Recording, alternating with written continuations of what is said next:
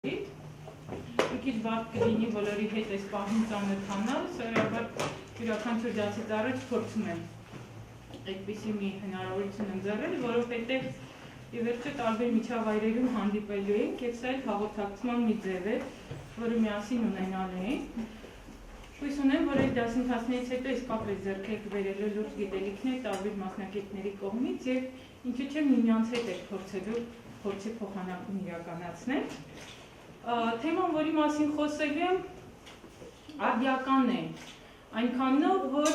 վերջին տարիներին Հայաստանում պարբերաբար խոսում ենք հանրային կապերի մասին, իսկ ինչ է հանրային կապերը, շատերի մոտ թույլ կարծիք կա ձևավորված, այո, շատերը կարծում են դա քարոզություն է, շատերը կարծում են դա գովազդ է,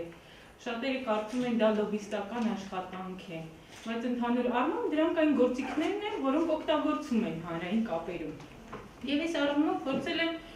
որոշակի առումով մինչև կհասնենք մեդիա հարաբերություններին, ուզում եմ մենք մի փոքր անցնենք նաև այն մասնագիտությունների բացահայտմամբ, որոնք մեզ օգնելու են որոշակի առումով PR իրականացնելու համար։ Եվ դրանց անցնելու համար սլայդով մենք կփորձենք անցնել, կփորձենք քննարկել, ընթացքում կարող եք հարցեր տալ, այսինքն ավելի ինտերակտիվ ենք փորձելու անել։ Ես մտածում եմ, որ գործնական հատված կունենան, բայց այսպես լեսանում մի քիչ բարդ կլինի, ամեն դեպքում ես կփորձեմ շարժվել այնպես, ինչպես դուք կուզեք։ Լավ, այդ ընթացքում կզգամ, բայց այս պահին փորձենք անցնել։ Ուրեմն, տեսեք, խոսեցի հանրային կապերի դերի նշանակության մասին, հասարակության մեջ տարածված կարծիքների մասին, տարբեր մասնագետներ կան եւ դուք գիտեք, որ 500-ից 600-ի արդեն մոտենում է ձևակերպումներ կան, թե ինչ է հանրային կապերը։ Ընդհանուր առումով գլոբալ եթե վերցնենք, սլայդում դուք կտեսնեք, որ հանրային կապերը նախ սկսենք նրանից, որ Հայաստանում պետական գերատեսչություններում սխալ ձևակերպում է արված, վերցրել են ռուսերենից «Связи с общественностью». Այնինչ public relations նշանակում է հանրային հարաբերություններ, եթե բառացի թարգմանենք։ Եվ ես մի քանի մասնագետների հետ ուսումնասիրելուց հետո, այսինքն բառախաղ անելուց հետո, ընդունեցինք հանրային կապեր եզրույթը որպես այդպիսի, այդպես տպագրվեց նաև 2008-ին գիրքը, որը փորձեցի ամբողջացնել, որովհետև սկսնակ մարդու համար, որը սկսում է հանրային կապերի ոլորտում ունենալ որոշակի դերակատարում, շատ բարդ է քայլ է։ Եվ ես փորձեցի գիրքը անել մի քիչ հանրամատչելի, այսինքն յուրաքանչյուր մարդով կապ չունի այս ոլորտի հետ, թերթելով ինքը կհասկանա։ Հանրային հարաբերություններ ասելով ինչ ենք հասկանում։ Առաջինը հանրային կարծիք, որովհետև մենք ի վերջո ինչ ենք անում, ազդում ենք հանրային կարծիքի վրա եւ ընդհակառակը հանրային կարծիքը նաեւ կարող է ազդել մեր աշխատանքի վրա ընդհանուր առմամբ, մենք հետո մի քիչ ավելի կմանրամասնենք սա։ Հասարակական հարաբերություններ, կառավարության հետ հարաբերություններ, սրանք առանձին թեմաներ են բոլորը, որոնց մենք այդպես շատ չենք փորձի մոտենալ, բայց հիմա հպանցիկ ուզում ենք անցնենք։ Հանրային կյանք, արդյունաբերական հարաբերություններ, ֆինանսական հարաբերություններ, միջազգային հարաբերություններ, եթե բիզնես ոլորտ է սպառողների հետ հարաբերություններ, հետազոտություն եւ վիճակազրույցություն, որը ամենակարևորներից մեկն է, եւ ԶԼՄ-ների հետ հարաբերություն, որովհետեւ ըստ էության այն ինչ որ մենք ուզում ենք հասարակությանը ասել եւ հետադարձ կապը ապահովել, ուրեմն այս դեպքում կարևորվում է մեծ լեսարան ունեցող ԶԼՄ-ների ազդեցությունն այս ոլորտում։ 4 կարևոր բաժին ունի հանրային կապերը։ Դուք այստեղ կտեսնեք, շատ հաճախ այս հապավումն է օգտագործվում։ Առաջին փուլում հետազոտում ենք իրականացնում, երկրորդ փուլում գործողություններն են, այսինքն մղում ենք գործողության կամ գործողություն ենք իրականացնում, երրորդ փուլը դա հաղորդակցությունն է եւ չորրորդ փուլը ի վերջո այն ինչ որ մենք արեցինք, այդ ամբողջի գնահատումը պետք է լինի։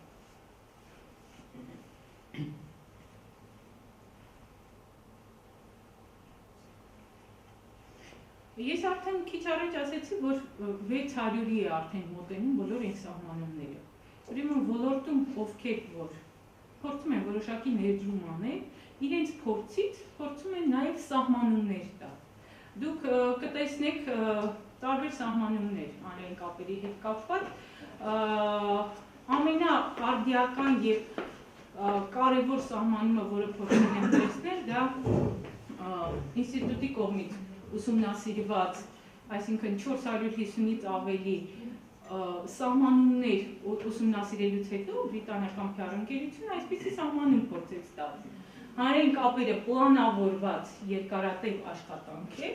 որովհետև հանրային կապերը չես կարող առանց պլանավորման անել, ուրեմն պետք է նախապես արդեն պլանավորես աշխատանքը,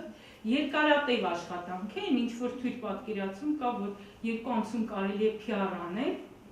կարճաժամկետ PR ակցիաները որոշակի առումով իրենց դեր ունեն, բայց այն ինչ որ դուք նախագծում եք երկար ժամանակ է, այսինքն 6 ամիս կամ 1 տարի ժամկետում դուք կարող եք արդյունքը տեսնել, որն ուղղված է հանրության եւ կազմակերպության միջև փոխադարձ կապի, բարիդրացիական հարաբերությունների ստեղծմանն ու պահպանմանը։ Դու կարող ես փոխադարձ կապը ստեղծել, բայց կարող ես բաց թողնել եւ այս պահպանման process-ը ավելի երկարատև է դառնում հանրային կապերի մասնակետի համար։ Այս սահմանումը ինձ համար շատ է կարևորում, որովհետեւ բոլոր թիրախավորված բառերը օգտագործված են այստեղ հանրային կապերի մասնակետի համար, բնորոշելու համար, ինչ է հանրային կապերը։ Այստեղ հարցեր ունենք, ընթացքում կարող եք, եթե ինչ-որ բան անհասկանալի լինի։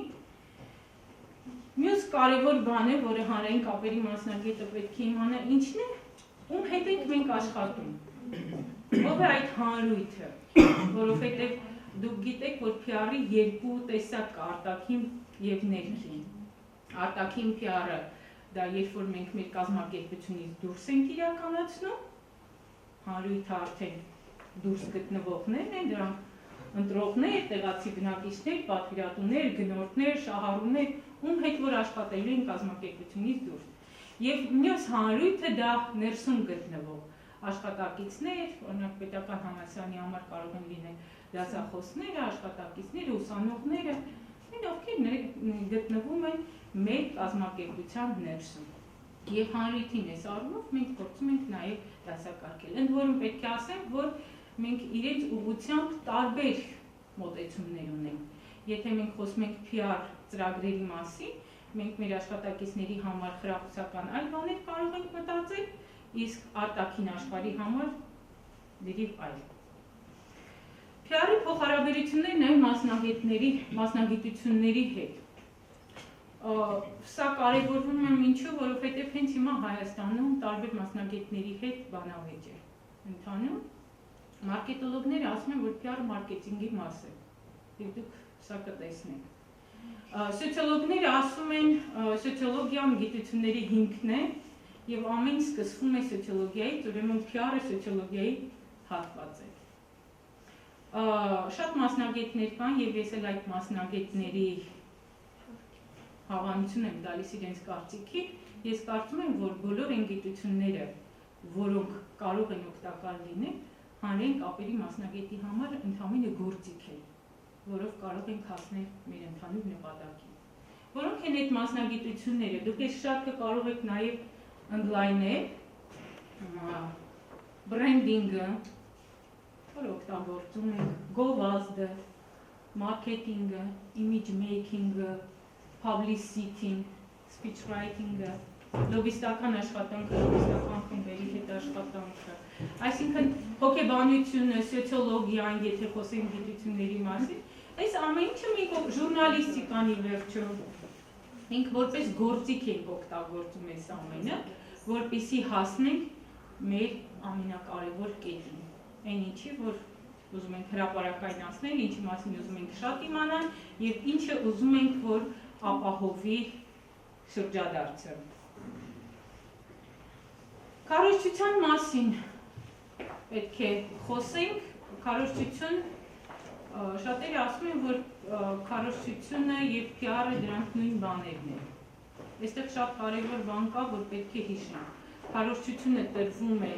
վերևից ներքև եւ չի ակնկալվում նրա հետադարձ կապը։ Հանրային կապերի համար կարևորվում է հենց այս հետադարձ կապ, այսինքն հաղորդակցական ակտի կայացումը։ Մենք ինչ տվեցինք հասարակությանը, հասարակությունը ինչ փոխանցեց մեզ եւ արդյոք այս հաղորդակցումը տեղի ունեցավ։ Եվ այս առումով տարբեր է, ես փորձել եմ տալ նպատակները, արժեքները, հանրային կապերի դեպքում փոխհամաձայնեցման հաստատումը իշխանության եւ հասարակության միջև օրինակ, իսկ քարոզչության դեպքում զանգվածային ազդեցության էֆեկտի ստեղծումն է։ Այսինքն քարոզչության եթե հանրային կապերի դեպքում մենք թիրախավորում ենք, փոքր խմբերին ենք մոտենում, օրինակ, եթե երաժշտական որևէ բան է, մենք չենք կարող վերցնել ու օրինակ, եթե ռոք է, տատիկների մոտ փորձենք որոշակի բան անել, այսինքն մենք մեր թիրախավորված խմբին ենք վերցնում եւ փորձում ենք իրեն ցույց տալ այն ինչ որ ուզում ենք։ Իսկ քարոզչության դեպքում ինչքան շատ է լինում լսարանը, ինչքան զանգվածային է լինում, այնքան ազդեցության էֆեկտը մեծ է լինում։ Արժեքները հանրային կապերում կարևորվում է անհատի նկատմամբ հարգանքը եւ ազատությունը, սոցիալական պատասխանատվությունը։ Իսկ քարոզչության դեպքում արժեքները որոշում է պատվիրատուն եւ տրվող ինֆորմացիան այդպիսին։ Լոբիստական աշխատանք այստեղ շատ պարզագույն է գրված, բայց նաեւ ինչ եմ սա արել, որովհետեւ մենք երբ որ ասում ենք լոբիստական աշխատանք, մենք միայն փորձում ենք հասկանալ, օրինակ ինչ ենք անում ցեղասպանության համար դրսում։ Հայդատը, Ղարաբաղյան հիմնախնդիրը։ Մենք դրանով ենք, բայց մենք պետք է հասկանանք, որ ներսում ենք, օրինակ որևէ օրենքի ընդունման դեպքում կան խմբեր, որոնք կարող են շահագրգռել եւ զարգացնել այնպես, որ իրենք հասնեն իրենց նպատակին։ Ես այստեղ, եթե տեսնում եք, գրել եմ լոբիստական աշխատանքը եւս հանրային կապերի տարատեսակ է, որի նպատակն է կապ հաստատել պետական պաշտոնյաների հետ։ Խմբերի խնդիրն է համոզել իրավասու մարմիններին կայացնել այս կամ այն որոշումը, ընդունել օրենքներ, որոնք բխում են լոբիստական խմբերի շահերից, որովհետև իրենք ի վերջո հասնում են նրանց, ինչ որ պահանջում է իրենց խումբը կամ ինչի համար իրենք պայքարում են եւ ինչի համար կուզենային, որ այդ օրենքը կամ այն օրենքը ընդունվեր կամ չընդունվեր։ Մյուս մասնագիտությունը դա մարքեթինգն է, շուկայագիտությունը, ապրանք ստեղծելու գործընթացն է, գների պլանավորումն է, ապրանքի առաջխաղացումն է, այսինքն շուկան ուսումնասիրելու գործընթացն է եւ հանրային կապերում կարեւորվում է նրանով, եթե դու չհասկանաս քո շուկան, քո սպառողը ով է եւ ինչի կարիք ունի, դու չես կարող քո ռազմավարական պլանավորումը մշակել այս դեպքում։ Բրենդինգը էլի շատ ենք խոսում այս մասին, բրենդ ստեղծելու գործընթացն է, իսկ բրենդը ապրանքանիշն է, հեղինակությունը, իմիջ, տպավորությունն է, այս է կարևորում, տպավորություն է, որը առաջանում է մարդկանց գիտակցության մեջ այն պահին, երբ նրանք ընկալում են օբյեկտին բնորոշ մանրամասները, այսինքն սրա ազդեցությունն է պետք է հստակ։ Publicity-ն, ես ճիշտն ասած այս տերմինը փորձել եմ հայերենում դարձնել հրապարակայնություն, չգիտեմ դուք կընդունեք այս տերմինը թե ոչ, որովհետև հայերեն համարժեքը որևէ կերպ չգտա 6 տարվա իմ աշխատանքի արդյունքում, երբ որ գիրքն էի փորձում ստեղծել, եւ 2008-ին ուղղակի բառը publicity-ն թարգմանեցի հրապարակայնություն, հաճախ publicity-ն շփոթում են գովազդի հետ, սրանք տարբեր բաներ են ըստ էության, օրինակ, եթե թարգմանվի հանրայնացում, բայց լինում է հրապարակման, այսինքն ավելի շատ զլմ-ների գնում ես ավելի նախնական publicity-ն public բառից է։ Այո։ Հետևաբար դուք հանրության մեջ եք այդ գաղափարը տարածում։ Ինչ որ մի բայց ինչի միջոցով, այս միջոցն էլ է կարևորում publicity-ի դեպքում։ ԶԼՄ-ների։ Հրապարակայնությունը ապահովում ենք ԶԼՄ-ների միջոցով։ Հրապարակայնությունը ընկերության կամ արտադրանքի մասին ԶԼՄ-ում տարածվող Բայց հայերենում հրապարակել բառը ավելի վերաբերում է տպագրելուն։ Բարձրաձայն է։ Տեսեք, մասնագիտական բան կարող է առաջանել, ու մենք կարող ենք միասին նստել քննարկել, որովհետև մեզ մոտ այս առումով, տերմինային առումով շատ քաոս է իրավիճակում։ Ով ինչ բառ ուզում է օգտագործում է։ Բայց ամեն դեպքում աշխատանք կա անելու, որը կուզենայի միասին քննարկենք եւ անցնենք։ Գովազդը տեղեկությունն է, որը տեղադրվում է ԶԼՄ-ում, բայց սա տարբերվում է publicity-ից նրանով, որ վճարում է գովազդի տեղի եւ ժամանակի համար պատասխան։ Նախատեսված թերթի իր տեղ ունի, հեռուստատեսությունը մեդիա պլանի արդյունքում իր տեղ ունի, սա մի քիչ ավելի երկար թաքնված գովազդ չէ, որի համար չի վճարում։ Այս հրապարակայնության մեջ ենք մտցնում։ Օրինակ հիմա այս որ նոյան դուք խմել են եւ դել են բաժանեցին, թաքնված գովազդ է։ Բայց երկու կերպ կա։ Նախ որ որևէ մեկը ուզում է ուղղակի օգտակար լինել նոյանին, կամ մյուսը որ ուղղակի վճարվել է դա անելու համար։ Վճարվել է։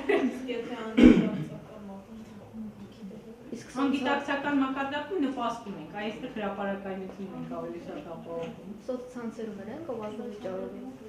Շատ դեպքերում սոցցանցերում գովազդը տեղադրում են։ Առաջ մտման համար իհարկե, վերջին շրջանում ինտերնետային, այսինքն համացանցում տարածված գովազդը բավականին մեծ արձագանք ունի եւ ընկերությունների մեծ մասը արդեն գնում է նրան, որ գովազդը տեղադրի ոչ թե հեռուստաընկերությունում, որը ամենամեծ դիտողականություն ունի այս պահին, այլ համացանցում։ Որ լայքերը ենթադրել Facebook-ի գովազդի միջոցով։ $10 այջի։ Լայք եմ տալիս, էջը, ու եղավ որ գովազդի միջոց եղավ, բայց ես ապավեցի առանց փողի գովազդ։ Դրա համար եթե ուշադիր լինեք, օրինակ ես օրական ստանում եմ 15 բան, խնդրում եմ լայքեք մեր էջը։ Ու չգիտես այդ ինչ է դա, պետք է լայքես, նոր մտնես, տեսնես այնտեղ ներսում ինչ կա։ Եթե դու լայքեցիր, օրինակ ես մոտ 5000 ընկեր ունեմ, իմ 5000 ընկերներ տեսնում են, թե ես ինչ լայքեցի։ Այսինքն սա իմ միջոցով շրջանառության մեջ դնել է։ Դրա համար հիմա ես ուղղակի գրում եմ ներողություն, այս պահին ուղղակի դա չեմ անի։ Հա, այսօր քեզանից էլ եմ ստացել, բայց դեռ չեմ տեսել ինչ է։ Գովազդով է։ Մյուս բանը դա image making-ն է։ Image կերպար եւ making ստեղծման գործընթացն է։ Սրա գլխավոր խնդիրը ընկերության առաջնորդի, քաղաքական գործի, արվեստագետի, ելում ուզում եք այստեղ դրել, դրական կերպարի ստեղծումն է։ Կերպարակերտում կարելի է թարգմանել։ Այո, կերպարակերտ, շատ լավ բառ է։ Որտե՞ղ է պատրաստվում կերպարակերտ։ Մենք այս ընկերության իմիջի մասին այս հատվածները անցնենք։ Նա կարծել։ Ահա։ Այսինքն ինքը PR-ի ինչ-որ մի մաս է, կարող է։ Այո։ Իսկ դուք մինչև հիմա ինչ գիտեիք։ Գիտեք, ինձ առանցին գործընթաց են։ Մի քիչ ուշացեք դրա համար այդ հարցը ծագեց։ Ինձ համար բոլոր այն գործիքները, բոլոր այն մասնագիտությունները, որոնք կան, ու շատ մասնագետների համար։ Մենք դրանք որպես գործիք ենք օգտագործում նպատակին հասնելու համար։ Եթե օրինակ ինձ հանձնարարվել է որևէ ընկերության կամ որևէ հասարակական կազմակերպության իմիջով զբաղվել, դա ինչ է նշանակում, որ այս ընկերության մասին դրական կերպարի ձևավորում պետք է անել։ Լիդերի դրական կերպար պետք է ստեղծել։ Պետք է process կարող ինչպես սոցիալական կերպար, մեկ այլ կողմից ֆինանսավորվող։ Դա է կարող եք անել, բայց ես պետք է ասեմ, որ PR մասնագետները, ովքեր իսկապես ուսումնասիրում են այս ոլորտը, ասում են, որ սև ու սպիտակ PR չկա։ PR-ը մեկ դրական։ Իսկ եթե դու հայտնի ես դառնում, տարբերություն չկա, ինչի համար ես հայտնի։ Արդեն հայտնի ես։ Վերջերս Ասում ավելի լավ ասեն գեշա, քան ասեն ժուրնալիստիկայում ընդունված բան կա շատ կարևոր, երբ որ ասվում է, որ ավելի լավ է քո մասին ասեն վատը, քան ոչինչ եւ քաղաքական գործիչներին է հատկապես վերաբերում, եւ փուչիկ տեղեկատվության մասին դուք լսել եք, որ տալիս են ինֆորմացիան, ինքը շրջանառության մեջ է մտնում, հետո կտրվեց, այսինքն ինքը երկարատև էֆեկտ չտվեց, բայց այդ պահին էֆեկտը ապահովեց, բայց էլ եմ ասում, PR-ը սպիտակ է, որովհետև ի վերջո քո խնդիրը իբրև մասնագետի դրական կերպարի ստեղծումն է, այլ բայ եթե քո դրական կերպարի եւ հեղինակության ստեղծման արդյունքում ուրիշները կնսեմանան կամ չի երևալ, կչեզոր խանադերը։ Կնայեք դրական կերպարի, թե հարը ճանաչելի լինելու խնդիրն է։ Եթե դու դրական կերպար ստեղծում ես, ինքը այսպես թե այնպես սկսում են Այսինքն կարանք մի քանի ուղղությամբ են։ Չէ, բայց կարող է հակառակ ազդեցիկ կարող է մարդուն քաղաքական գործի վերաբերել ասել, քննադատել վատ ինչ-որ համբավ ձեռք բերի, ինքը ոչ թե դրական մարդու կերպար անուն է ստանում, այլ բացասական։ Տեղից ոնց եղավ, որ ինքը դրական արդյունք է տալիս։ Հա ինքը հայտնի է։ Վանո Սիրադեղյանը մեզ համար դրական կերպար է, թե բացասական։ Նայած որ տեսակետից ենք։ Չի, առաջին իսկ բան է, երբ որ ասում եք Վանո Սիրադեղյանը։ Այս վերջ երեկվա նավակից հետո դրական։ Ուրեմն երբ որ ես ուսանող էի, ինձ համար Վանո Սիրադեղյանի ծենքով բազմած չկար։ Բայց երբ որ երկար ժամանակ ես իր մասին չէի լսել, եւ երբ որ սկսեցի կարդալ այն ինչ որ ինքը գրում է, ինքը ինձ համար մեռավ որպես քաղաքական գործիչ,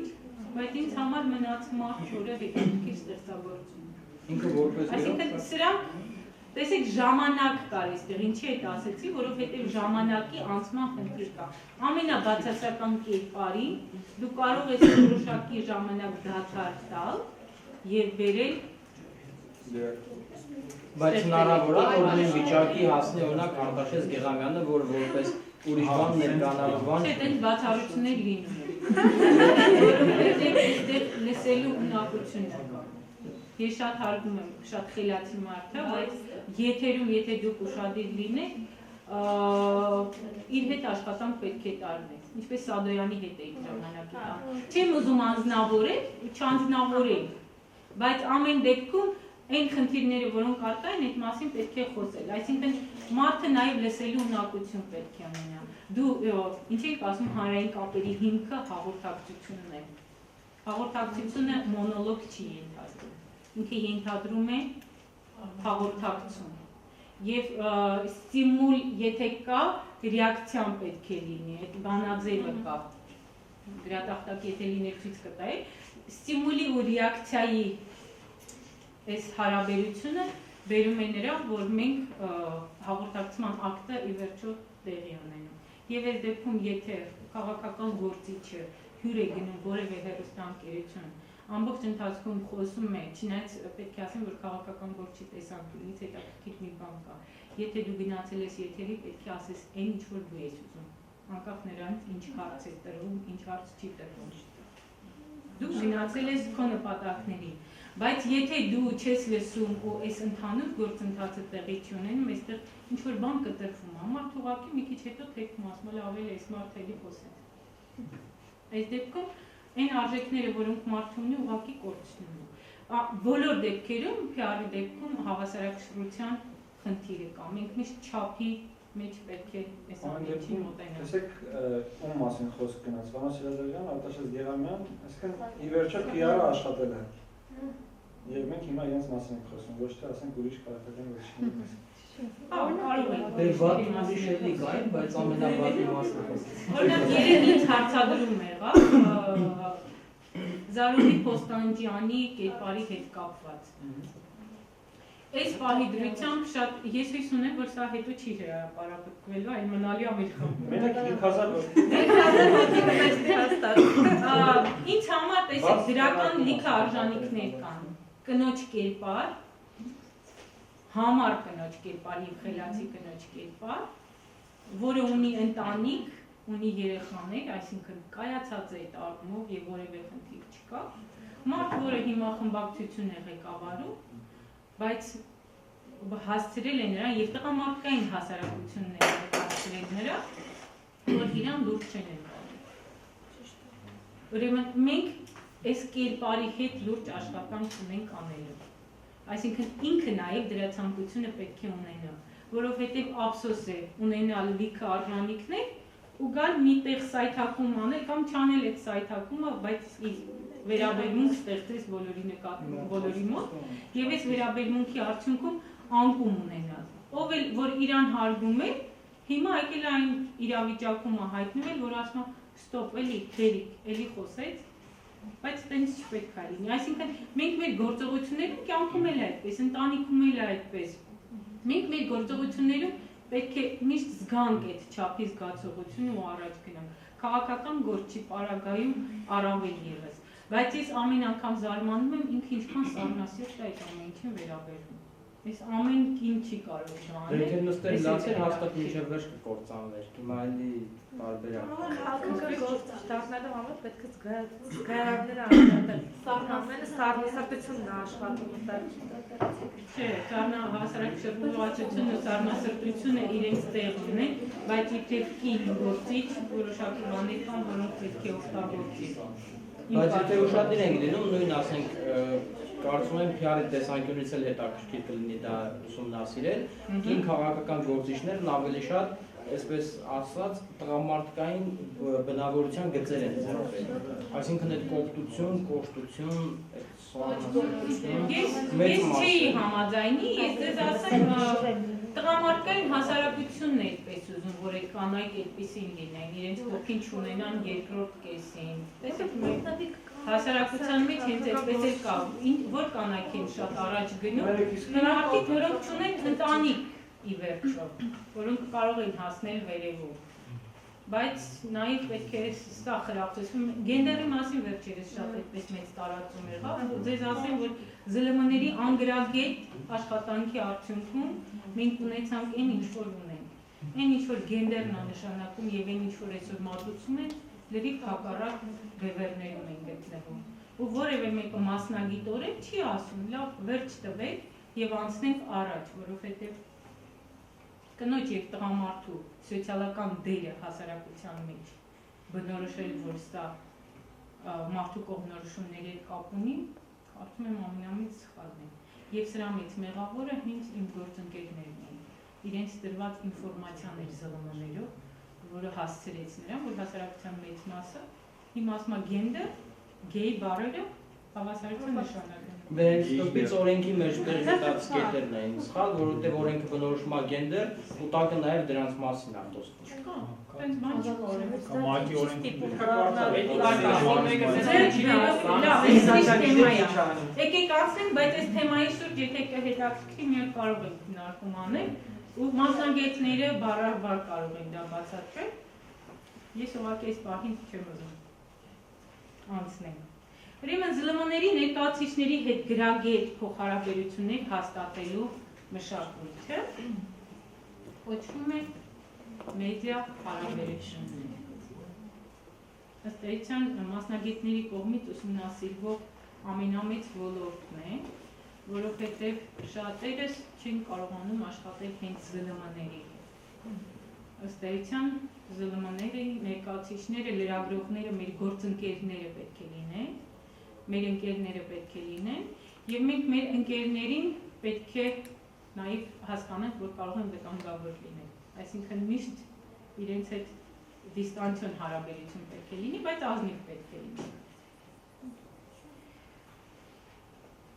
Տեսեք, մենք խոսեցինք մասնագիտություններից, ուսումնասիրության ժամանակ, երբ որ մենք փորձում ենք ուսումնասիրել այս մասնագիտությունները, օրինակ image-making-ը ինչ է անում։ Ստեղծում է ընկերության դրական կերպարը, վստահություն ձեռք բերելու խնդիրներ լուծում, նպաստում ենք սպառողների թվի ավելացմանը կամ շահառուների, եթե հասարակական կազմակերպությունն է, ապահովել ընկերության հեղինակության բարձրացմանը, որովհետև դու կարող ես ստեղծել դրական կերպար ու կանգնել դրա վրա, դու պետք է կարողանաս դրական կերպարին զուգահեռ նաև կարողանաս հեղինակությունը բարձրացնել ու պահպանել սա։ Մի անգամից ջերմուկի օրինակը հիշում եք երևի։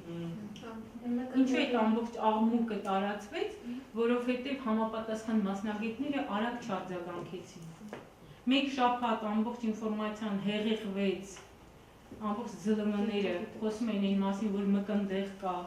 բացատրություն չկար, վրան Արսենյան էր գրված, Արսենիումի որոշակի բաներ, այսինքն այնքան խեղաթյուրվեց ինֆորմացիան, որ ձնագնդի նման մեծացավ եւ մյուս մրցակից ընկերությունը ունեցավ բավականին մեծ աճ գնողականության առումով։ Ուրեմն պետք է արագ արձագանքել յուրաքանչյուր ճգնաժամային իրավիճակում, պետք է արագ արձագանքել եւ օրինակ Coca-Cola-ի օրինակը ձեզ պետք է բերեմ, ինչ արեց Coca-Cola-ն, երբ որ հայտարարեցին տարիներ առաջ, որ ներարկիչ է գտնվել Coca-Cola-ի շշում։ Պատվեց գործան հայտան։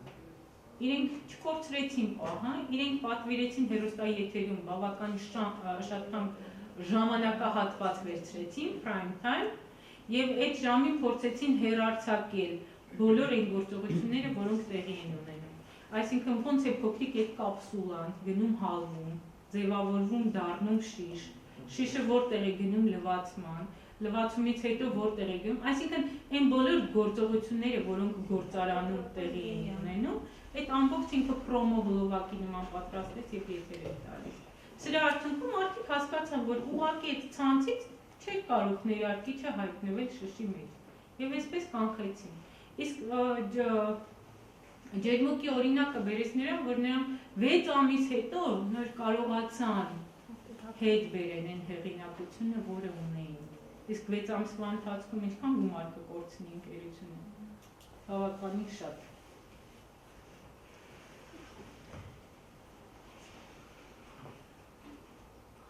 Մաս մեդիայի մասին, եթե խոսելու լինենք, 20-րդ դարի 60-ական թվականներին կանադացի գիտնական, քաղաքագետ, սոցիոլոգ եւ պատմաբան Հերբերտ Մարշալ Մակլյուենը, քիչ դժվար անունն է, բայց հիշելի է, առաջին անգամ այս եզրույթը օգտագործեց։ Եվ եզրույթը կարևորվեց նրանով, որ մարդիկ ամբողջությամբ այն ամեն ինչ հրապարակում էր, եթեր էր հեռարձակում, այսինքն այն ժամանակ մի քիչ եթեր հեռարձակման հետ կապված դեռ շատ մեծ լսարան չուներ, եթերը, բայց թերթերը բավական շատ էին տպվում եւ նաեւ զարգացել էր այն, որ յուրաքանչյուր գործարան օրինակ ուներ իր թերթը եւ ներքին PR-ի համար օգտագործվում էր, այսինքն ամեն բան, որի նկար կարող էր հայտնվել այդ թերթում, կարող էր հրապարակայնանալ այս ամեն ինչը եւ ինքը լավագույն բան, որը կարող էր համարվել։ Սա ներքին PR-ի տարր, որը օգտագործվում էր ժամանակին։ Եվ mass media եզրույթը օգտագործելուց հետո արդեն գիտնականների մոտ եզրույթը բարբերաբար արդեն օգտագործման մեջ մտավ։ PR-ը շատ մասնագետներ ասում են, որ տեղեկատվական տեխնոլոգիա է, եթե ուղիղ իմաստով ասելու լինենք, ուղղված է անձի, խմբի, կազմակերպության գաղափարի շահերին համապատասխանող տեղեկատվական իրականության ստեղծմանը։ Այստեղ ելի մի կարևոր միտք կա, որը լավ կլինի, որ էլի բարձրաձայն է, որ PR գործունեությունը ուղղված է ոչ թե ապրանքի, այլ կազմակերպության առաջ խաղացմանը։ Եթե ուշադիր լինենք, կտեսնենք, որովհետև մենք ապրանքի մասին շատ չենք կարող խոսել, մինչև այդ ապրանք արտադրողը չունենա հեղինակություն։ Ուրեմն մենք իր հեղինակությամբ նպաստում ենք նաև ապրանքի առաջ խաղացմանը։ Ընդ որում ապրանքը այստեղ կարող եք ընդունել եւ գիտական հետազոտությունը եւ սովորական օրինակ աշտարակ կաթի արտադրանքը, այսինքն այն ինչ որ ես ասում եմ, դուք ընդհանրացված կարող եք նայել։ Ես էլ ինչպես հակառակ գործընթաց, ասենք ապրանքի PR-ը նպաստի կազմակերպության առաջ խաղացման։ օրինակ մեր կուսակցությունը հանրապետական։ Դե դուք եթե գիտական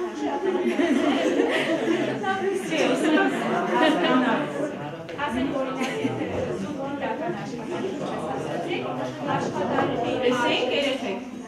աշխատանքի որակը արժեքը արդեն իսկ բարձրացնի հեղինակի հեղինակությունը։ Հիմա դուք որ գնում եք խանութ, պատնամթերք եք ուզում գնել, ինչ եք ասում։ Ինչ ենք մենք ասում բրենդի ստեղծման գործընթաց, որովհետև այդ բրենդով ես դու գնում։ Բայց այդ բրենդի նկատմամբ վերաբերմունքը ապրանքի որակից է։ Այդ դա երկրորդ փուլն է։ Երբ որ դա առաջի փուլն է, ես օրինակ դե Հայաստան երկար չեմ ապրել, ես եկա սկսեցի առնել ինչ որ երշիկեր են, ֆիզիկապես։ Սկսեցի ուտել, հասկացա, էսի պետք չի, էսի պետք չի, եւ եկա ինչ որ մի բրենդի արտադրանք ես։ Հիմա ընտրությունը այդպես առնում, որտեղ ինձ ինչքան էլ գովան ապրանքի այդ բրենդի անունը, միևնույն է, եթե ես չեմ արտադրանքը փորձել, դա չի ասում։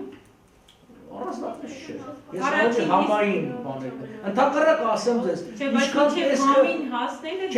ինչքան տեսքը բարդ է այդ ձևավորումը, այնքան վանող է։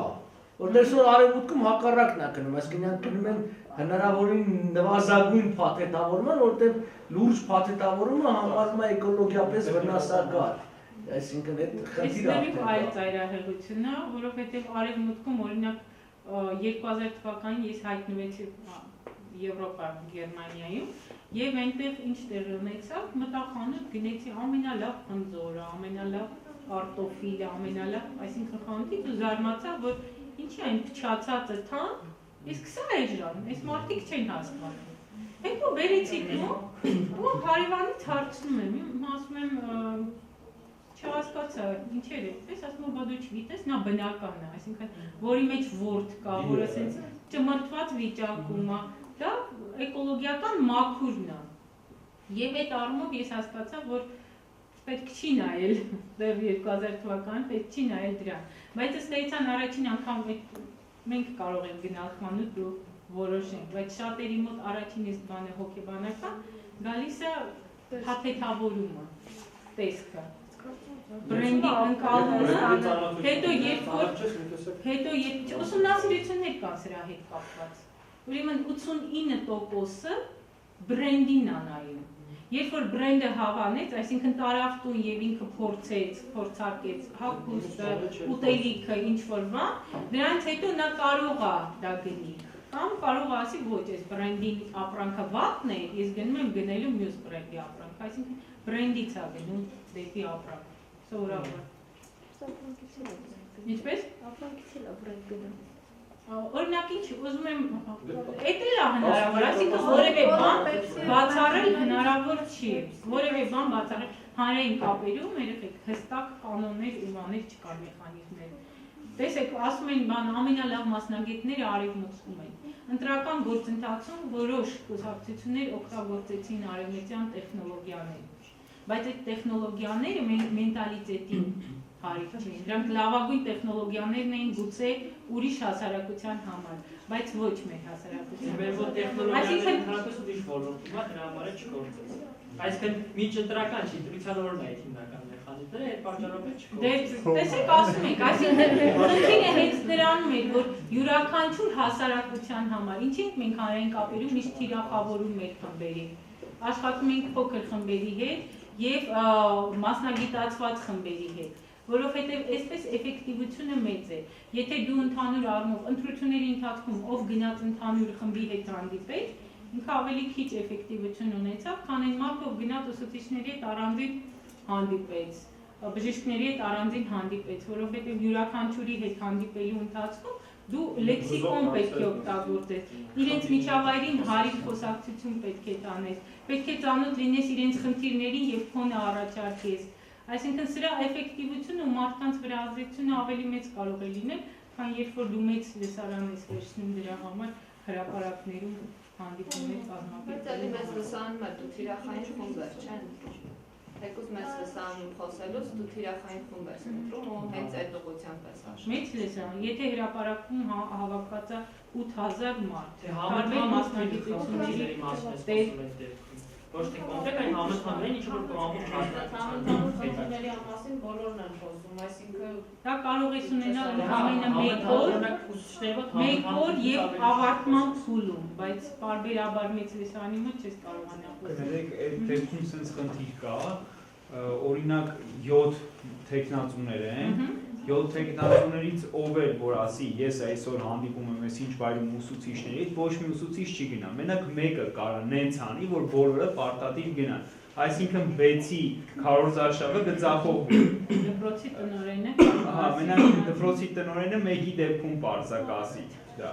որտեղ ստիպված կգնան, Բայց ես ընտրությունները ցույց տվեցի, վերջին նախագահական ընտրությունները ցույց տվեցի,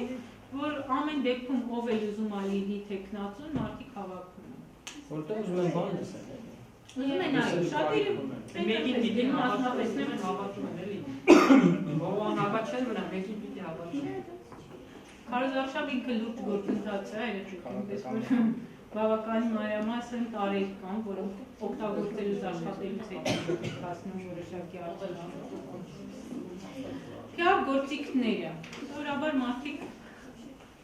էլի փյար գործիք ասելուց ամեն ինչ կարող են հասկանալ, բայց դրանք այն գործիքներն են, որոնք մենք փորձում ենք էլի հասարակության վրա ազդեցություն ունենալ։ Ինչ է կարող է լինել։ Հրապարակումները, տեսանյութերը, վերջին շրջանում արդեն մեծ տարածում են ստացել ինտերնետային համացանցային տեսանյութերը եւ եթե տեսնում եք բոլոր լրատվական կայքերը գնում են նրան, որ դառնում են հեռուստաընկերության դերն են փորձում իրենց վրա վերցնել, որովհետեւ մարդկանց մեծ մասը զբաղված է եւ ժամանակին չի կարող հետեւել եթերին, իսկ ինտերնետում ինքը կարող է միանգամից սրճ տալ եւ այո։ Բայց այս դեպքում հեռուստաընկերությունը մի այլ ռազմավարություն սկսեցին մշակել, իրաց սեփականն են տեղադրում ինտերնետում, այսինքն լսարանը իրենք պահում են։ Եվ եթե վերջին շրջանում ուշադրություն դարձնեք, կտեսնեք, որ շատերը կարողանում են ուղիղ եթերում իրենց հաղորդումներին կարողանում եք հետևել։ Այսինքն կարող եք հեռուստացույց չունենալ աշխատանքի վայրում, բայց ինտերնետով կարող եք դրան հետևել։ Սեփական ԶԼՄ-ներ։ Այսօր Հայաստանում քաղաքական գործիչների մեծ մասը ուզում է ունենալ իր հեռուստաընկերություն, որովհետև հասկանում է, որ սա շատ մեծ գործիք է ազդեցության առումով։ Քարոզարշավները գործիք են, սեմինարները, ասուլիսները, կլոր սեղանները, քննարկումները, ինչ որ մենք փորձում ենք ինչ որ բան ասելու համար։ Ասեկոսներ, բանփասանքներ, ամենալավ ազդեցությունը դրանք են։ Եվ ի վերջո մասնակցություն հանրային քննարկումներին, որովհետև եթե օրինակ դուք այստեղ նստած եք եւ որևէ մեկը ներկայանում ասում է իր անուն ազգանունը եւ ներկայացնում է այն ընկերությունը կամ կազմակերպությունը, որը ներկայացնում է, ուրեմն այստեղ եւս մեկ անգամ բարձրաձայնեց եւ ասեց հենց այդ կազմակերպության մասին։ Թիրախները։ Մենք այսքան խոսեցինք թիրախների մասին, այդ ովքեր կարող են լինել հանրային կապերի մասնագետի համար թիրախները գլոբալ առումով։ Հասարակությունը, ԶԼՄ-ները, պետական կառույցները, գործարար շրջանակները,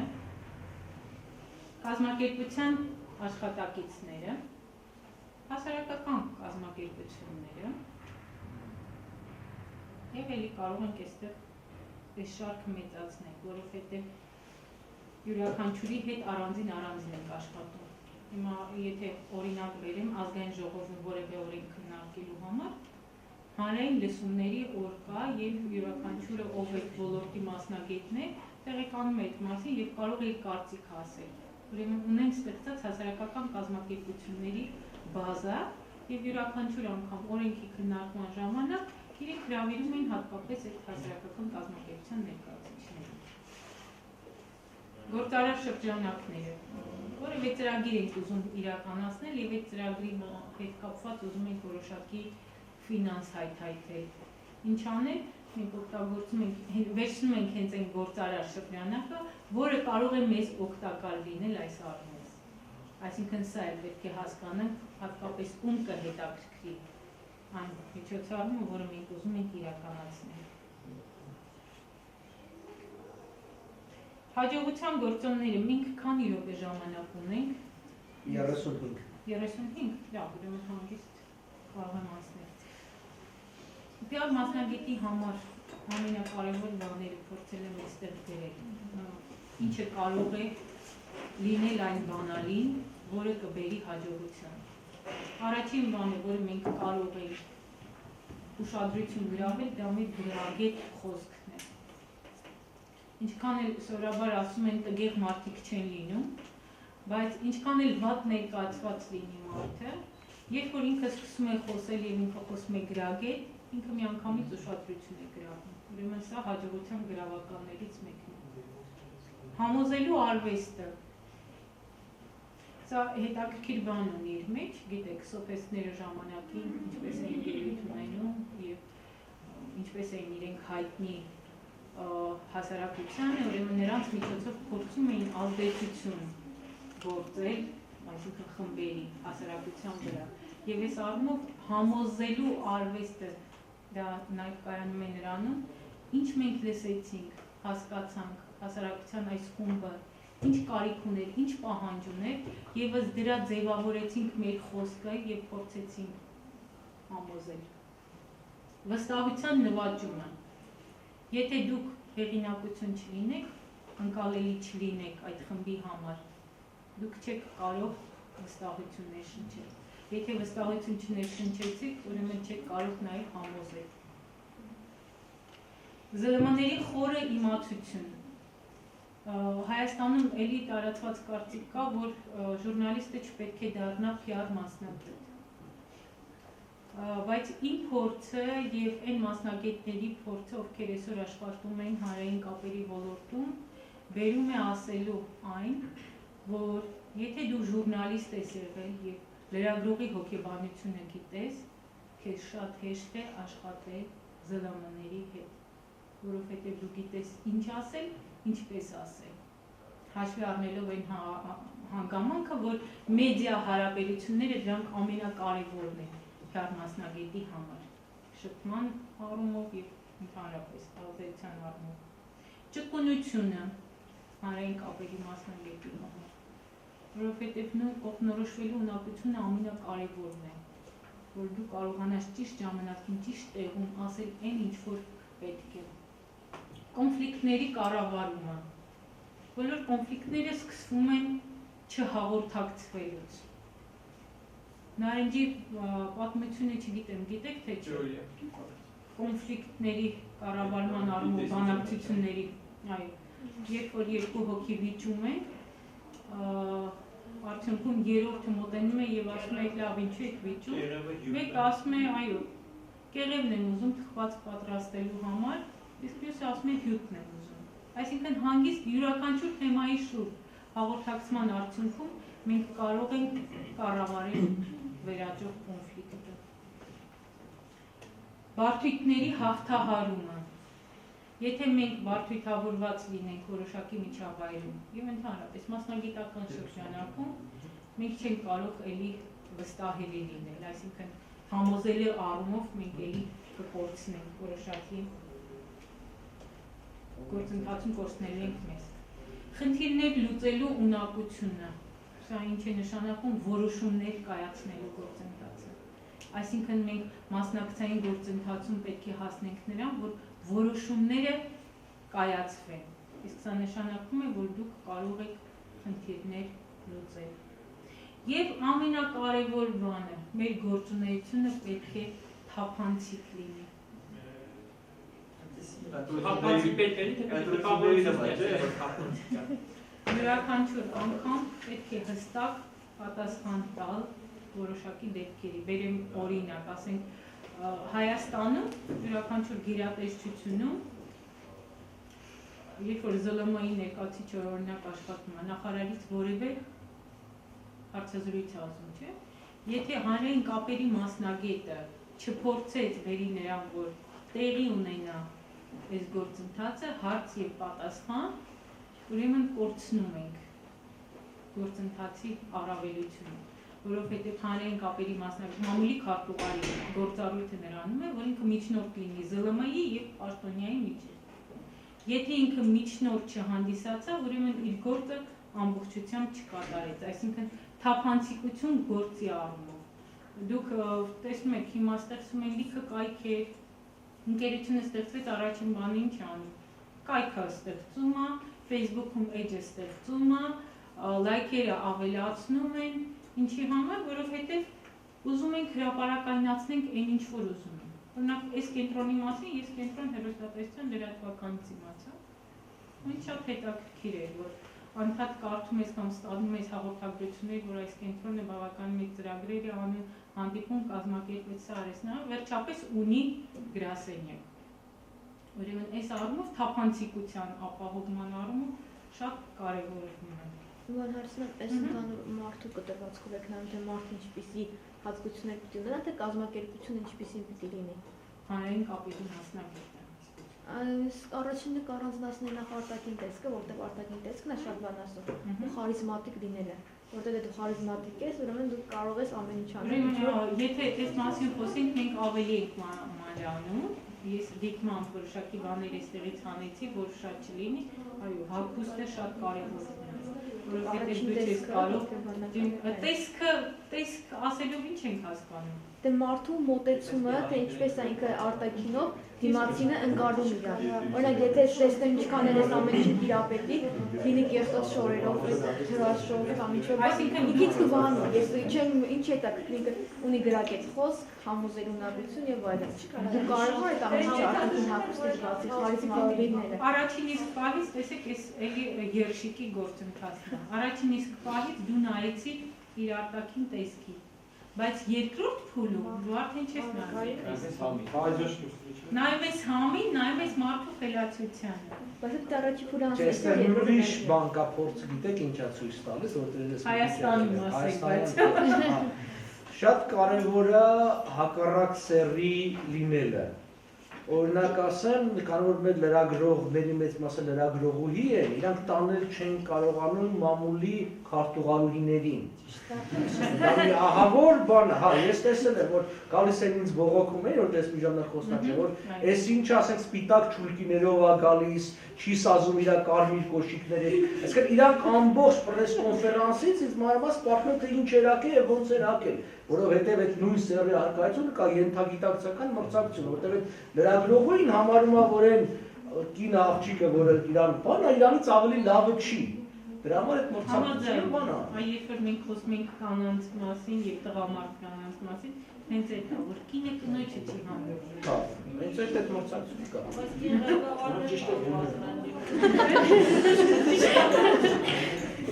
Հետո այստեղ մենք մի ուրիշ փորձ ունեցանք, դա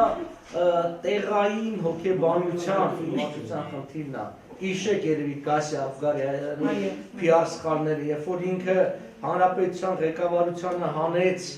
ամերիկյան ստիլով բասկետբոլ խաղալ տվեց, որտեղ ամերիկայում սպորտային այսպես շատ կարևոր է, եւ ժողովրդացած մեծ մարդ են, Մայքլ Ռուսիկով ելն վազվզում են բոլորի առաջ, որտեղ դա ընկալելի արևմտյան հասարակության մեջ, բայց մեր երկրում ընդունելի չի, որ նախարարը նախագահի հետ Մայքլ Ռուսիկով վազվզում է։ Բայց Քոչարյանը բասկետբոլ է, չէ՞։ Հենց բասկետբոլը, դե ժողովուրդը դա չընդունեց, որովհետեւ Իսկույն այդ ամբողջը փակեցին, Գասյան գնաց Ամերիկա, որտեղ Ամերիկան դա ընդունելի է, բայց արևելյան հասարակության մեջ դա ընդունելի չի։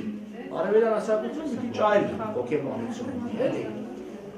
Այդ ամբողջ խնդիրը։ Իսկ դուք իբրև խոսնակ, այսպես նայում մի քիչ անցում կատարեք, նախկինում եւ հիմա տարբերություն տեսնում եք։ Սերնդափոխություն այսպես։ Հիմա այսինքն դրական չէ, դրական բան չեմ տեսնում, ես ընդհակառակը որոշակի անկում եմ տեսնում, որտեղ այն ժամանակ կային շատ ավելի երկարատև աշխատողներ, եթե հետևաբար մակարդակի բարձրացում կար։ Հիմա շատ ավելի կարճաժամկետ են աշխատում, դա պայմանավորված է ընդհանրապես գների թանկացումից եւ աշխատավարձերի ավելի ցածրությունից, որը մեկը երկար չի մնում, այսինքն այդ ոլորտում, լրագրողական ոլորտում, այսինքն իրանք իսկույն անցում են կատարում այլ ոլորտ, այսինքն եւ չեն ասում։ Հետո շատ վատ է, որ մեր մոտ մասնագիտացում չկա։ Այսինքն գալիս է այդ լրագրողը, մեծ մասամբ լրագրողին առաջի 10 րոպեն մնում է, այսինքն լսում է, մի քանի կադր նկարում է եւ վազում է հաջորդ ասուլիսի։ Եվ ինքը ասում է, ես շատ հաճախ ա եղել, ես ասուլիս եմ տալիս, հետո նայում եմ այդ ոնց է լուսաբանվում, ես հասկանում եմ, որ ինչ ասեմ, լրիվ ուրիշ բան է ինքը հասկացեց ինչ է ասում, այսինքն այն ինքը ինչ որ ասում է, իմ ասածը չէր։ Այսինքն ինքը սխալ է հասկանում, սխալ է ներկայացնում ժամանակի, բայց այդտեղ միայն իրանց մեղադրանք չէ, եմ ասում, որտեղ մասնագիտացման խնդիր կա, էլի այդ ամբողջի մեջ։ Մի քանի օր առաջ ես ասուլիս տալիս եւ խոսում էի հեռուստաընկերությունների ծրագրային քաղաքականության մասին, մի բան, որ ինձ համար իբրև հետազոտող շատ կարևորում է, դա այն է, որ մենք քիչ-քիչ պետք է գնանք մասնագիտացված հեռուստաընկերություններից, որովհետև փորձը ցույց է տալիս, որ բոլորի համար հաղորդումներ ստեղծել, ծրագրեր ստեղծել, բերում է նրան, որ ինքը շատ թանկարժի եւ մասնագիտական առումով հմտություններն են։ Նաեւ ոչ մեկի համար է դառնում։ Իսկ երբ որ մասնագիտացնում ենք, ու ամբողջ աշխարհն է գնում նաեւ դրան, մասնագիտացման արդյունքում մենք ավելի խորը գիտելիքներ ենք ստանում եւ շատ ճիշտ նշեցիք, մեծ խնդիր կա, այսինքն լրագրողների վերապատրաստման։ Մենք նաեւ մեր ֆակուլտետում, ժուրնալիստիկայի ֆակուլտետում, Երևանի պետական համալսարանի փորձում ենք գնալ նրան, որ արդեն երկրորդ կուրսից մարդը ընդհանուր գիտելիքների հետ, եթե ինքը որոշեց գնալ, օրինակ մշակութային ժուրնալիստիկայով պետք է զբաղվի, ինքը պետք է անցնի արվեստի պատմություն ու լրացուցիչ են առարկաները, որոնք կօգնեն, որ ինքը մշակույթի ճիշտ լուսաբանի։ Կամ եթե ինքը տնտեսական ժուրնալիստ է ուզում դառնալ, ուրեմն պետք է տնտեսագիտություն շուկան շատ լավ հասկանա եւ կարողանա իրավիճակին տիրապետել, լսում եմ։ Բայց դուք չեք կարծում, որ եթե գործնական պարապմունքներ չկան, Երևանի պետական համալսարանում կոնկրետ, ու եթե ես միայն տեսական գիտելիքներ եմ ստանում, ասենք ես ինձ ասում են, որ մամլո ասովիսը պետք է սենց անցկացնել, բայց ես երբեք գոնե լսարանային Իսկ դուք որտեղ եք սովորում։ Երևանի ժուրնալիստիկա։ Որ կուրսում եք։ Մագիստրատուրա երկրորդ։ Իսկ ինչ կրթություն եք ստացել մինչև այդ։ Միջազգային հարաբերություն։ Բա ինչ եք ուզում։ Այսինքն դուք եկել եք մագիստրատուրայում, դուք երբեք ժուրնալիստիկա չեք սովորի։ Դուք մագիստրատուրան ինքը արդեն գիտա հետազոտական։ Չէ, խնդիրը դա չէ, ես բակալավրում։ Չէ, այդ խնդիրը շատ է լինում։ Սա էլ ոլորտի արդիական խնդիրներից մեկն է, որովհետև հենց հիմա ես մագիստրատուրայում դաս եմ տալիս եւ տարբեր գուղերից, տարբեր մասնագիտությունների տեր մարդիկ, որովհետև քյարը ինքը հետաքրքիր մասնագիտություն է, մարդիկ գալիս են սովորելու։ Գալիս են ու առաջին հարցը, որը տալիս է, ասում է, ինձ չսովորեցին գրել։ Գրել սովորում են բակալավրիատում։ Այնտեղ ունեն գործնական աշխատանք, ունենք հեռուստաստուդիա, ունենք ռադիոստուդիա, որտեղ մարդիկ կարողանում են իրենց ձայնագրությունները անել, ունենք թերթ, որտեղի վերջը տպագրում են իրենց թերթը, այսինքն իրենք մասնագիտանում են։ Իսկ մագիստրատուրայում դուք մի սպասեք, դուք գնում եք արդեն նեղ մասնագիտացման։ Ինչ? Ես շատ ծանոթներ ունեմ, ովքեր ինձ հետ մագիստրատուրա են սովորում, եւ իրենք բակալավրի կրթությունը ժուրնալիստիկա է հենց։ Ու մենք իրարից չենք տարբերվում, մեր մազած գիտելիքներով։ Այստեղ նստած են մասնագետներ, ես չեմ ուզում վերածենք հիմա երկխոսության, բայց նստած են մեր 3-4 կուրսից կա, 3-րդ կուրսից կա մարդիկ կարող եք հետո իրենց հետ զրուցել։ Տեսնել իրենք ինչ առարկաներ են ասում։ Ասեմ, որ ցանկացողներին ինչ են անում։ Հելա ինչ վերաբերում պրակտիկային, մոդուս վիվենդին պատրաստ է նրանք, ովքեր որ կուզենան ավելի պրակտիկա անեն, լինի ռադիո լրագրության մեջ կամ հեռուստա, մենք այդ տեխնիկական հնարավորությունները ունենք, կարող ենք ձեզ տալ, եկեք ինչ որ հաղորդումներ արեք, հետո հեռարձակեք ինտերնետով, այդ պրակտիկան կարանք տրամադրենք ձեզ։ Շատ հնարավորություն է։ Ես ոչ։ Ինչքան ավետուսվար կայքերի մեծ մասը ունի մամլո խոսնակ բաժինը, որտեղ յուրաքանչյուր մարդ գրանցվում է եւ իր սուբյեկտիվ կարծիքի, իր անգրագետ կարծիքները դարձնում հրապարակով պրոպագանդվում է մարդկանց մեջ, ու շատ դեպքերում ինքը ենթագիտակցորեն ազդում է։ Եղավ մամուլի թերություն, չէ՞ ամենայն դեպս ԶԼՄ-ների թերություն, որ թույլ են տալիս այդ անորակ նյութերը տեղադրվեն ինտերնետ ու տարածվեն։ Ուրեմն վերջին շրջանում համացանցային մամուլը ես օրինակ չեմ համարի ինքը լուրջ ժուրնալիստիկա։ Մի քանի թերթեր կարող ենք անել, որոնք վերլուծությամբ են զբաղվում, որոնք իսկապես լրագրողական հմտություններ օգտագործելով լուրի մատուցմամբ են զբաղվում, բայց մեծ մասամբ արդեն ստեղծված դաշտը այնպիսին է, որ օրինակ blog news-ը ԶԼՄ է, Կարծիքի արկայություն։ Եվ ինքն ասում է, երբ որ ես իրան ասում եմ, որ դու լրագրողական չափանիշներ չես օգտագործում, ինքը ինձ ասում է, ես ԶԼՄ չեմ, ես ոչ թերթ եմ, ոչ բան։ Ես ընդհանրապես վերցնում եմ կարծիքները Facebook-յան, փորձում եմ հրապարակել, կամ այս թերթում ինձ հետաքրքրող նյութը վերցնում եմ եւ դա փորձում եմ հրապարակել, այսինքն ես որևէ չափանիշի մեջ չեմ մտնում։ Ըստ էության, երբ որ մենք խոսում ենք լրագրությունից, ԶԼՄ-ներից, ազդեցության ոլորտից, մենք նաև պետք է այս առումով հասկանանք, որ ԶԼՄ-ն ունի դաստիարակչական գործառույթ։ Միանշանակ։ Չէ, ուղղակի շատ դեպքերում քիկները պատմեցի, մարդիկ առաջի հերթին կարդում են այդ կայքերը ու միանգամից ընկալում են հալածի ուտեղ, որ դա այդպես է։ Ես ձեզ պետք է ասեմ, որ եթե դուք ուշադրություն դարձնեք համացանցային մամուլին, կտեսնեք, որ ամենակարդացվող նյութերը այն նյութերն են, որոնք հեչ պետք չի որ բռնաբարություն, մարդասպանություն, ավտովթար, ինքնասպանություն, այսինքն այս նյութերը հասարակությունը կարդում է։ Եվ երբ որ մի քանի օր առաջ մի բան չի համապատասխանում։ Ես վերնագիրը չի համապատասխանում նյութին, դա սխալ չի։ Ինչ որ օրինակ հատկապես կամ դնում են սխալ վերնագրեր, սխալ նկարներ ու ուրիշ նյութեր։ Ուրեմն իր խնդիրը, կայքի խնդիրը ընթերցողին բերել իր կայք։ Երբ որ ընթերցող ինքը հասկացավ, որ իրեն խաբեցին, ինքը կարող է մյուս անգամ չմտնել։ Ես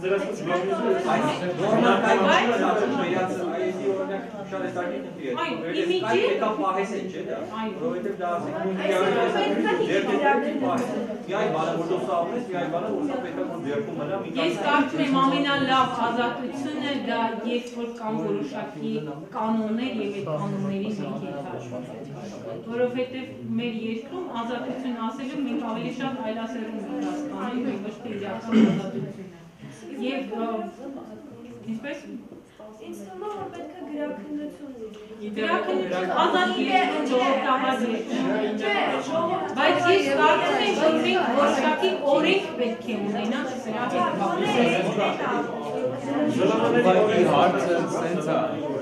Զլմաների մասին օրենք կա, շատեսության Եվրաջերի մասին օրենք կա, բայց կոնկրետ համացանցային մամուլի հետ կապված որևէ օրենք չունի։ Համացանցը ավելի ուժեղ գործիք է, քան հեռուստացույց։ Այսինքն մենք արդեն հասել ենք նրան, որ պետք է գնանք օրենքի ստեղծման կոնկրետ որոշակի, բայց սա ոնց կընկալվի, դա էլ է հետաքրքիր։ Կընկալվի գլավլի բայց օրենք ամեն ոլորտում ինձ թվում է պետք է։ Իսկ հնարավոր չէ ԶԼՄ-ների գործառույթների մեջ մտցնել դա, որ կայքերին հետևեն, ըսկեն, ասեն իրան թեկուզ կան որոնք շատ լավ բառ օգտագործեցիք, ուրեմն ԶԼՄ-ները ունեն գործառույթներ, այդ գործառույթներից մեկը ուսուցողականն է, դաստիարակչականն է, այսինքն սա կապված է նրանից, թե ԶԼՄ-ն ստեղծողը ով է, իրանից պետք է այս ամեն ինչը ստեղծվի։ Ինքը ինչ է ուզում ասել հասարակությանը, օրինակ երկար տարիներ, երբ որ ես անդադ խոսում էի հանրային հեռուստատեսության խնդիրների մասին, իբր մասնակից, ինձ ասում էին, եթե բան սերիալ չդնա եթեր, առանց սերիալի հեռուստաընկերությունը չեն կարող պահել։ Այսօր եկան մարդիկ եւ ցույց տվեցին, որ կարող է լինել եւ դասախոսություն այդ եթերում եւ հետաքրքիր լսվի։ Կարող են լինել ինտելեկտուալ խաղեր եւ հետաքրքիր։ Կարող են անցումներ լինել, որոնք գրագետ են արված եւ այն մարդը, որը Հայաստանի բնաշխարհին լավ չի տիրապետում, ինքը անցումներին նայելով, որը գովազդային ժամանակահատվածը օգտագործելով է դնում։ Ուրեմն ինքը ուսուցանում է մարդուն։ Եվ հիմա ապացույցը այն է, որ այն ինչ որ մենք մատուցում ենք, մարդը դա էլ ուզում է տեսնել։ Հասարակական գիտակցություն երաշտական երաշտական դրանց սերիալ չի լուսավորում, բայց մասնակցները կարող են աշխատանքներ ուսուցանել։ Այդ գիտակցության առումով, որ հասարակական գիտակցություն ՀՄԳ-ի փոփոխություններից ենք ոնց որ խոսում, դա երևի այդ բողոքի արդյունքում եղավ այդ փոփոխության, այդ հասարակության պահանջի արդյունքում։ Ես կարծում եմ նաև նրա արդյունքում եղավ, որովհետև հեռուստատեսությունում սկսեցին աշխատել լրագրողական կրթություն ստացած մարդիկ։ Հասարակական այդ գիտակցողների պահանջով։ Որովհետև այս շատ հարցում, տեսեք, ասում ամենակ թեորիա եմ սովորում, շատ լավ է, եթե դու թեորիան սովորում ես, հետո գնում ես աշխատելու պրակտիկ ոլորտում, դու տարբերվում ես այն մարդուց, որը ունի լրագրողական կրթություն։ Այսօր բոլորը կարողանում են լրագրությամբ զբաղվել։ Ամեն մեկն կարող է նյութ գրել, բայց ինչով տարբերվում։ Հենց քո ունեցած գիտելիքներով։ Այնուամենայնիվ հասարակությունը ստունգ է, ինչ մատուցում ես ինքը հետ կլանված։ Հատկապես գովազդի օրենքներից մեկն էլ է դա։ Տուր շատ եւ միով կտեսնես, որ ինքը կգնա եւ կգնի դա։ Եվ այդ նույն ռաբիսի տարբերակը, ասում են, վայ, ես ինչ երաժշտություն են լսում։ Այնուամենայնիվ մատուցում Եթե քան օպերա գնար եթերում, հաստատ մարդիկ սկսեին օպերան էլ սիրել։ Չէի ասում, որ օպերան մի քիչ ավելի դժվար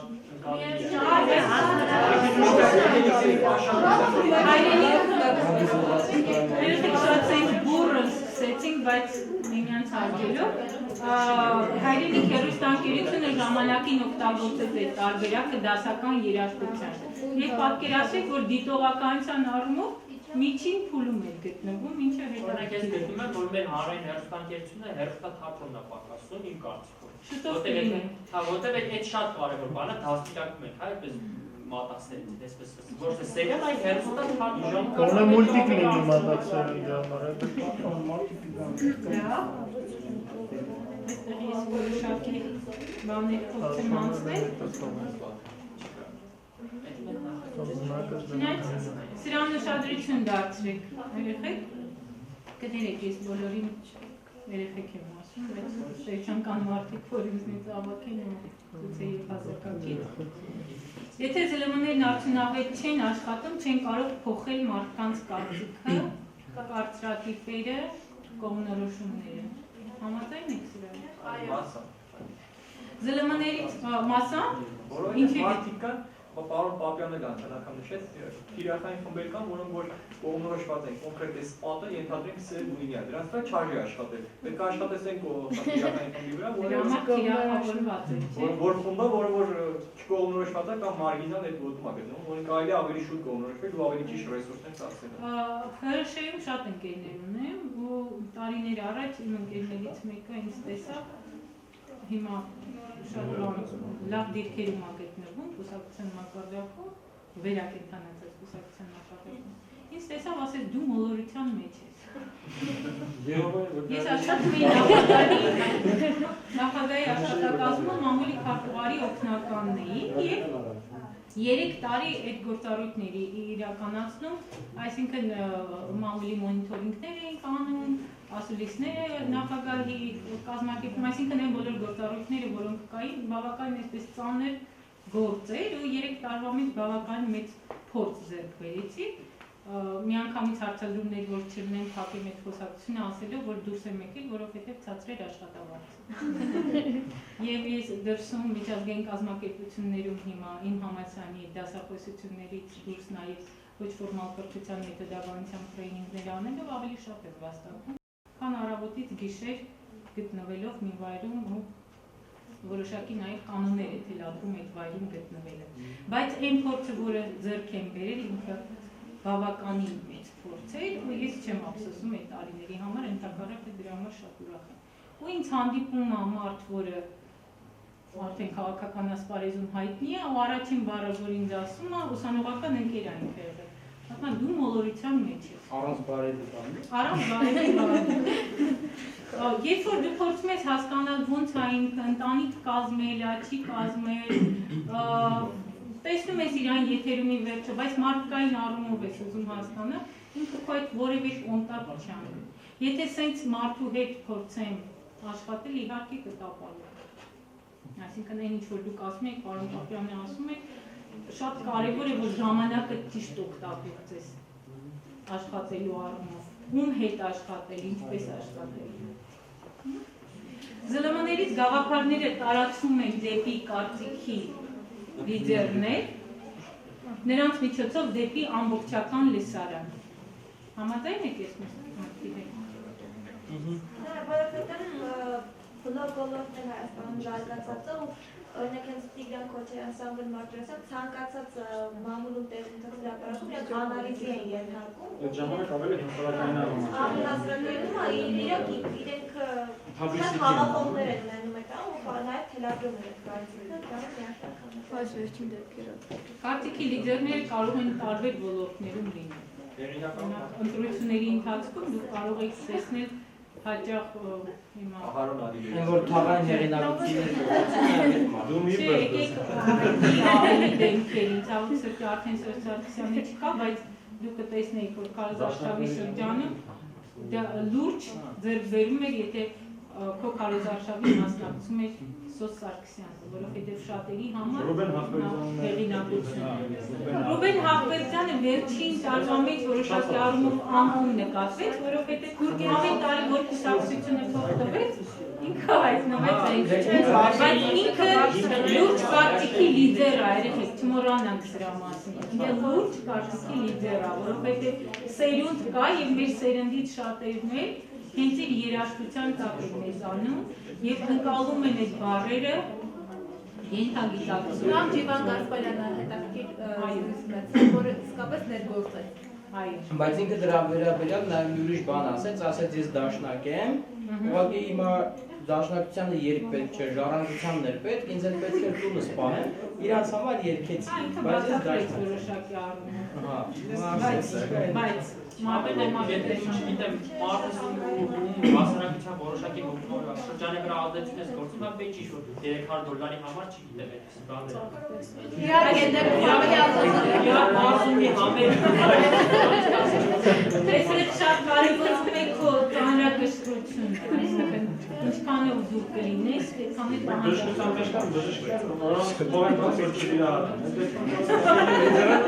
Զանգի ասում եք ձեր մասին մարդ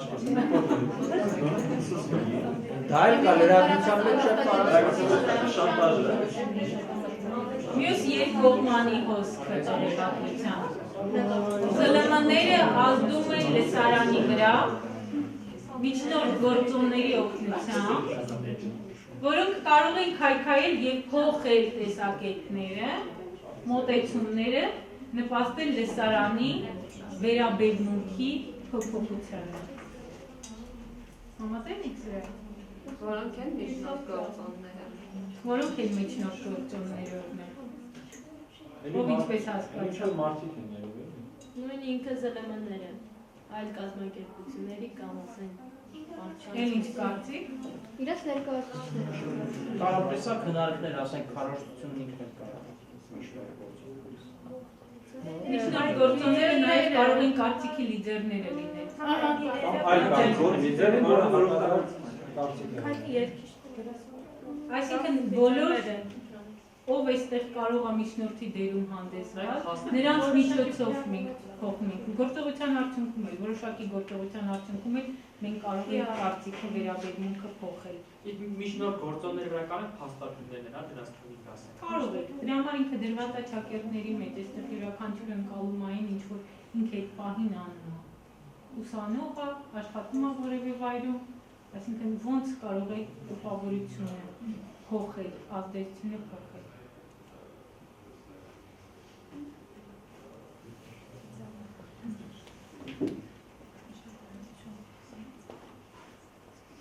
Այս մտքի վրա եմ ուզում ձեր ուշադրությունը հրավիրել, որ հանրությունը սովոր է հավատալ ոչ թե տեղեկատվությանը, այլ տեղեկատվության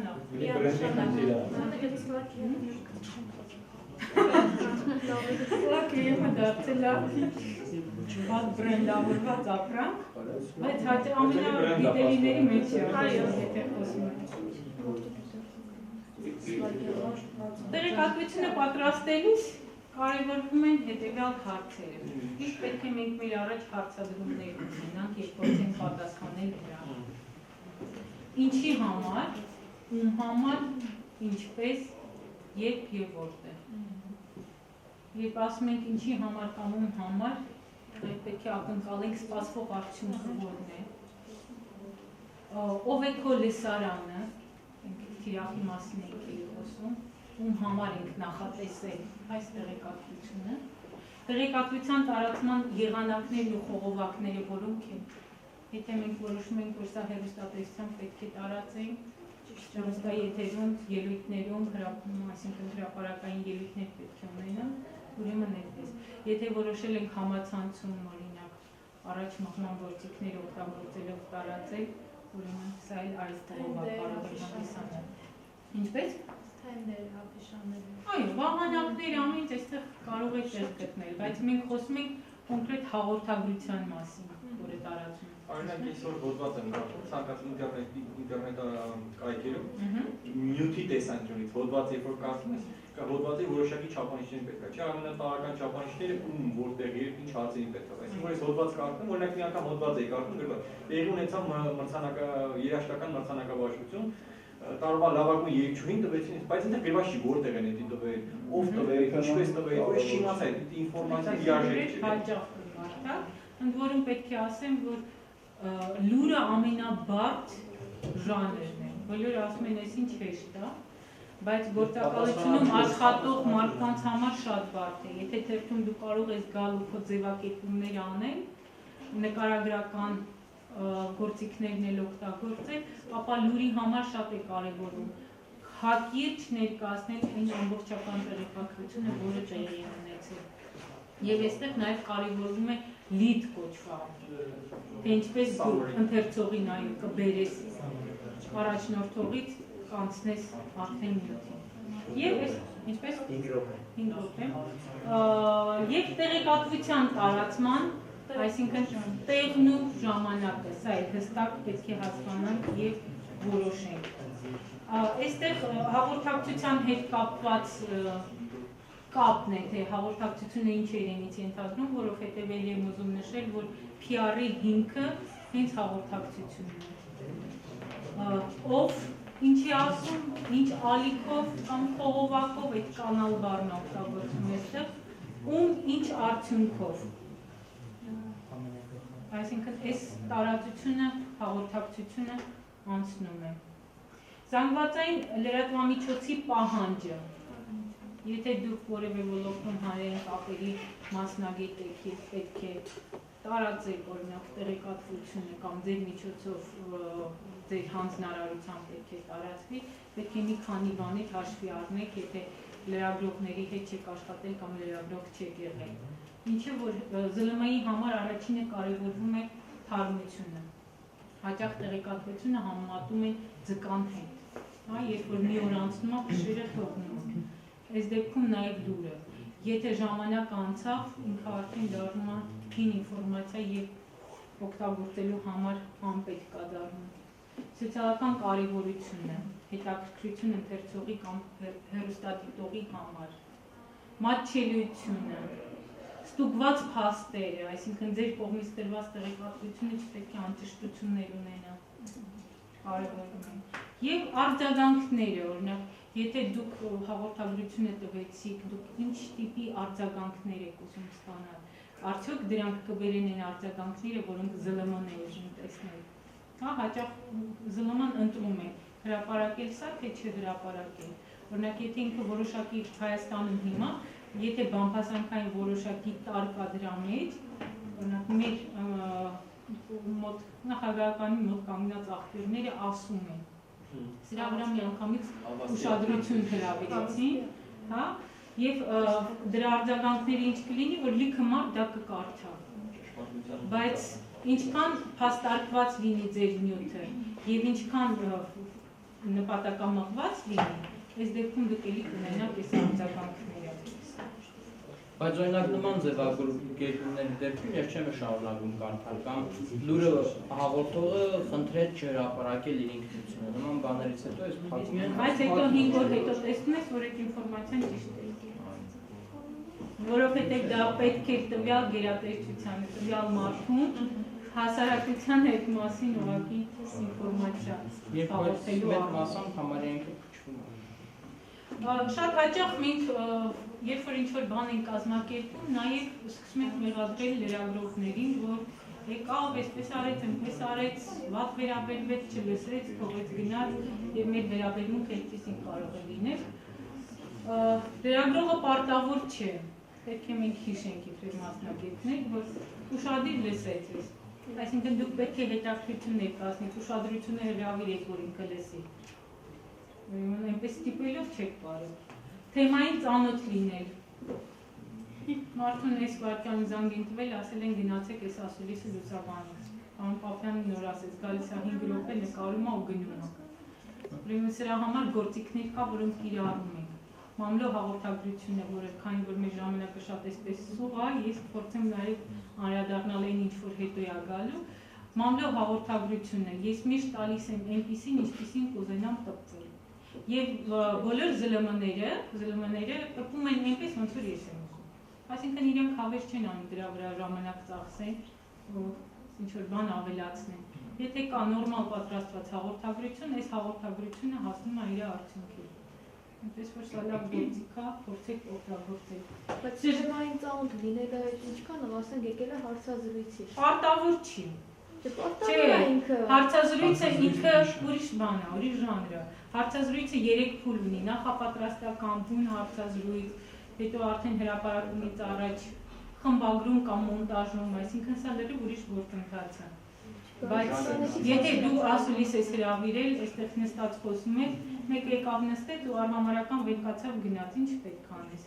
Չես կարող իրան մի հատ ասես նստի կամ լսի կամ չգիտեմ ինչ է։ Ճշգրիտ փոխանցել ձեր միտքը։ Պարոն Պապյանը ասեց, ես մի քանի օր առաջ ասուլիս տվեցի, հետո թերթում կարդացի լրիվ ուրիշ միտք։ Կապ չուներ իմ ասացի հետ։ Երբ որ զանգ ես տալիս լրատվամիջոցին ասում ես, որ այստեղ սփռդել եք, ինչ-որ բան սպառվել եք, ինքը ասում է, բայց դուք ոնց ասել եք, ես ձայնագրել եմ։ Ասում եմ, լավ, բայց այս վերջին անգամ շատ կարևոր էր, որ մեդիա կենտրոնը միանգամից ուղիղ եթեր էր հեռարձակում ասուլիսը եւ հետո դրեց YouTube-ում, այսինքն հստակ այն մարդը, որը լսում է դա, գիտի որտեղ սխալ է դրված, այդ ոչ մի ապացուցելու բան չունես։ Վերաշարադրել ձեր տեքստը, ոնց ասել եք, ինչ բառ օգտագործել եք, ինքը կարող է գրի։ Ուրեմն մենք պետք է շատ հավասարակշռված լինենք այս դեպքում եւ չօգտագործենք որոշակի բառեր։ Օրինակ ընտրական, ահա։ Ես չեմ ուղղակի հասկանում, եթե լրագրողը պարտավոր չի ճշգրիտ փոխանցել ձեր միտքը։